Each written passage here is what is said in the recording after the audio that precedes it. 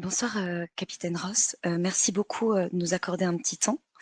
Hem, je vais, d'abord vous poser une question par rapport donc à la prévention que vous faites dans les entreprises en ce moment. Est-ce que vous pouvez nous expliquer un petit peu comment ça se passe? Comment ça se passe? La gestion pour les pompiers? Exactement. Exactement. Alors nous, c'est vrai que ça fait pas très longtemps qu'on est ici. Ça fait, un peu plus de 3 semaines, qu'on a pris nos fonctions. Il a fallu dans un premier temps recruter des hommes pour que justement, on puisse former ces personnes pour pouvoir gérer principalement aujourd'hui 2 typologies. La première typologie, c'est la typologie de type incendie, c'est-à-dire, tous les feux qui vont se déclencher avec un double problème. Le problème premier, c'est la chaleur. Le fait que le feu brûle, donc aussi bien les personnes, les meubles, le combustible, mais aussi la gestion de ce qui est dégagé, c'est-à-dire les fumées, toxiques. Donc ça, c'est la première typologie. La deuxième typologie, c'est, la partie accident de la route. Donc tout ce qui va être incarcération et airbag. D'accord. Et par exemple, là, quand vous rendez dans des entreprises, diverses, vous faites aussi attention donc à, par exemple, à vérifier toute la configuration des locaux, en cas d'incendie? Alors en fait, c'est ce que je vous disais, dans un premier temps, il a fallu qu'on puisse former, une vingtaine d'hommes. Une fois qu'on a formé, cette vingtaine d'hommes pour pouvoir gérer les typologies principales, on a mis en place chez nous, 3 axes de travail. Un axe qu'on appelle opérationnel, c'est-à-dire la gestion quotidienne des interventions, mais aussi de la caserne. Ça va être la gestion du véhicule, et cetera.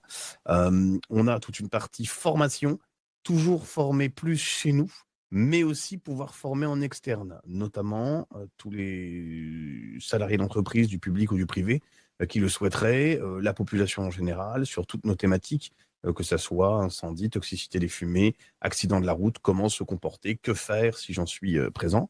Et une dernière qui est la prévention, mais qui va aussi avec la formation. Cette prévention, c'est être la capacité de pouvoir aller visiter chaque entreprise, chaque lieu public pour pouvoir gérer, lorsqu'il y a un incident, qu'il soit incendie ou autre en fait, et pour pouvoir voir ensemble les complexités. Est-ce que il y a notamment de l'essence? Est-ce qu'il y a des matières dangereuses? S'il y a une évacuation, quel plan d'évacuation mettre en place? Est-ce que le personnel souhaite être formé à cette typologie? Voilà, donc le but, c'est vraiment de faire le tour et ça, c'est ce qu'on va appeler la partie préventionnelle, donc sur les axes que nous travaillons actuellement. D'accord, très bien. Et est-ce que vous avez rencontré, certaines difficultés pour identifier les, différents risques dans certaines entreprises?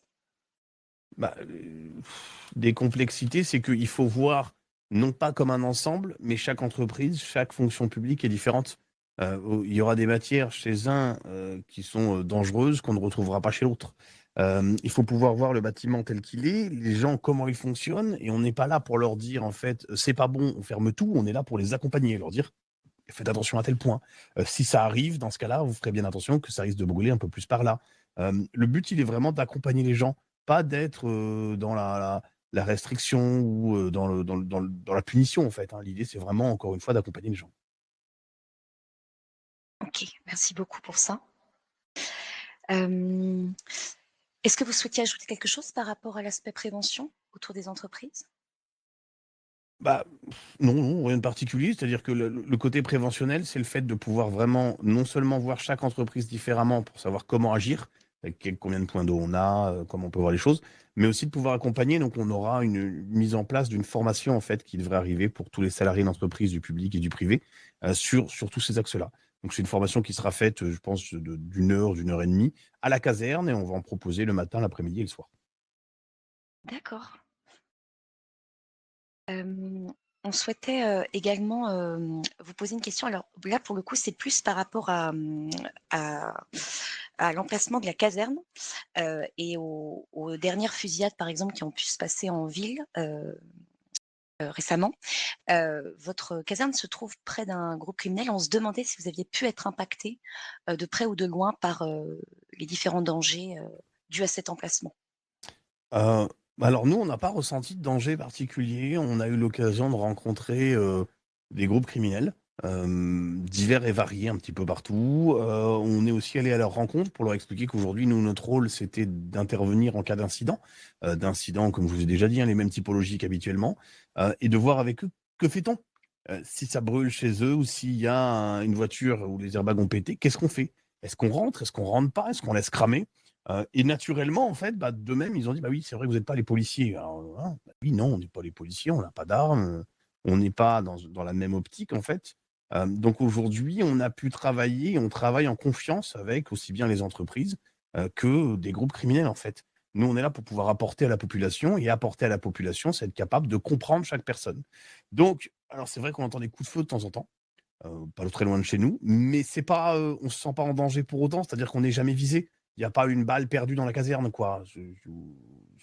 Bah, et après, les mecs, ils règlent leur truc entre eux, mais il y a pas de, les pompiers sont pas visés, quoi. Aussi bien par eux que par d'autres, hein. Merci. Et une dernière question aussi qu'on souhaitait vous poser.